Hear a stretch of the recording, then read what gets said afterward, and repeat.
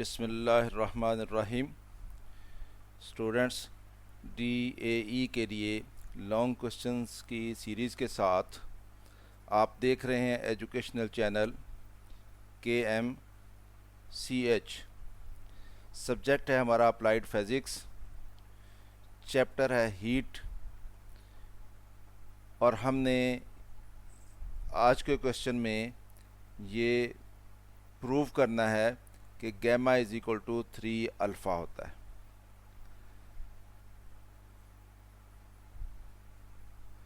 Long question number 3, chapter number 8, physics 222, heat का chapter है, और क्वेश्चन है हमारा prove that gamma is equal to 3 alpha where gamma is coefficient of volumetric expansion and alpha is coefficient of linear expansion of solids. तो ये दोनों coefficient of thermal expansion जो है, एक वॉल्यूमेट्रिक और एक लीनियर, इनके दरमियान में जो रिलेशनशिप होता है gamma is equal to 3 alpha, हमने इसको प्रूव करना है। Prove that gamma is equal to 3 alpha where gamma is coefficient of volumetric thermal expansion and alpha is coefficient of linear thermal expansion. हम एक सॉलिड लेते हैं और उसका एक क्यूबिक पीस ले लेते हैं, और उस क्यूबिक पीस की एक साइड जो है उसकी लेंथ L1 ले लेते हैं, यानी उसकी लेंथ भी L1, उसकी विड्थ भी L1 और उसकी हाइट भी L1। अब इसमें जो लीनियर एक्सपेंशन होनी है उसके लिए हमारे पास फार्मूला होता है L2 is equal to L1 into 1 plus alpha delta T. इसमें L2 क्या है, इसकी फाइनल लेंथ है एक्सपेंशन के बाद जो होगी, और L1 क्या है, इसकी ओरिजिनल लेंथ है, और अल्फ़ा क्या है, coefficient of linear thermal expansion है, और delta T change in temperature है। और अगर हम इसकी वॉल्यूम को कंसिडर करेंगे तो इसकी वॉल्यूम में एक्सपेंशन होगी, और वॉल्यूमेट्रिक थर्मल एक्सपेंशन के लिए हमारे पास फार्मूला है V2 is equal to V1 into 1 plus gamma delta T. V2 क्या है, इसकी फाइनल वॉल्यूम है जो कि एक्सपेंशन के बाद बननी है, और V1 क्या है, इसकी original volume.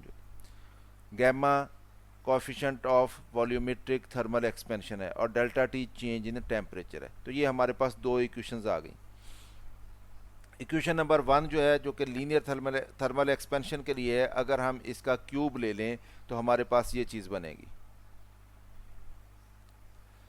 Taking cube on both sides of equation number 1 we get L2 का cube is equal to L1 का क्यूब, और जो ब्रैकेट में हमारे पास टर्म है 1 प्लस अल्फ़ा डेल्टा टी, उस सारी का क्यूब।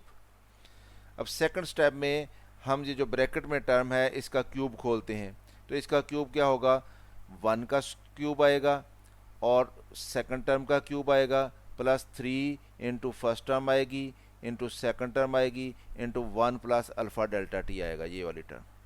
तो जब हम इसको सिंप्लीफाई करेंगे तो ये हमारे पास 1 का क्यूब जो है ये 1 आ जाएगा, अल्फ़ा डेल्टा टी का क्यूब ये यहाँ पे लिख लिया हमने, अल्फ़ा का क्यूब डेल्टा टी का क्यूब आएगा, और इस टर्म को सिंप्लीफाई करेंगे तो ये 3 अल्फ़ा डेल्टा टी 1 के साथ मल्टीप्लाई होकर 3 अल्फ़ा डेल्टा टी आ जाएगा। और जब ये टर्म जो है ये अल्फ़ा डेल्टा टी से मल्टीप्लाई होगी तो ये 3 alpha square delta T square बन जाएगा। तो ये हमारे पास आंसर बन जाता है। अब L2 का जब हम क्यूब लेंगे तो ये हमारे पास फाइनल वॉल्यूम निकलेगी V2, और जब L1 का क्यूब लेंगे तो ये हमारे पास इनिशियल वॉल्यूम निकलेगी V1, और साथ हमारे पास ये टर्म आ गई। अब इस टर्म में जो coefficient of linear thermal expansion है अल्फ़ा, ये बहुत ही स्मॉल होता है, बहुत छोटी टर्म होती है ये, यानी 0.0000 समथिंग होती है, और जब हम उसका स्क्वायर लेंगे तो वो मज़ीद स्मॉल हो जाएगी, और जब हम उसका क्यूब लेंगे तो वो और मज़ीद स्मॉल हो जाएगी।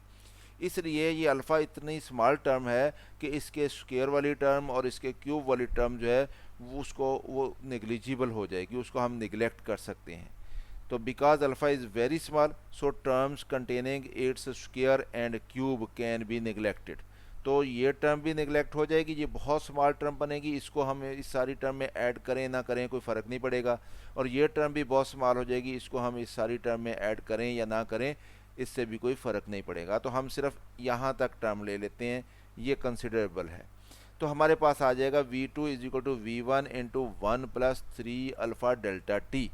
तो ये हमारे पास वॉल्यूम के लिए एक्सप्रेशन आ गया, जबकि वॉल्यूम के लिए हमारे पास एक्सप्रेशन क्या था, वो इक्वेशन नंबर 2 में था, वो था V2 is equal to V1 into 1 plus gamma delta T. तो इसका मतलब ये है कि गैमा की जगह पे हमारे पास 3 अल्फ़ा आ गया इस इक्वेशन नंबर 3 में। तो अगर हम इक्वेशन नंबर 3 को और इक्वेशन नंबर 2 को, जो वॉल्यूमेट्रिक थर्मल एक्सपेंशन के लिए इक्वेशन थी, उनको कंपेयर करें तो हमारे पास गैमा जो है वो इक्वल टू 3 अल्फ़ा आ जाता है। तो इस तरह से हमने ये साबित कर दिया कि gamma is equal to 3 alpha होता है। स्टूडेंट्स, वीडियो पसंद आई है तो ख़ुद भी देखें, दोस्तों को भी बताएं, इसको लाइक करना ना भूलें, कमेंट करना ना भूलें। अगर अभी तक चैनल सब्सक्राइब नहीं किया तो उसको सब्सक्राइब कर लें। मेरी तरफ से अल्लाह हाफिज़, शाद रहें।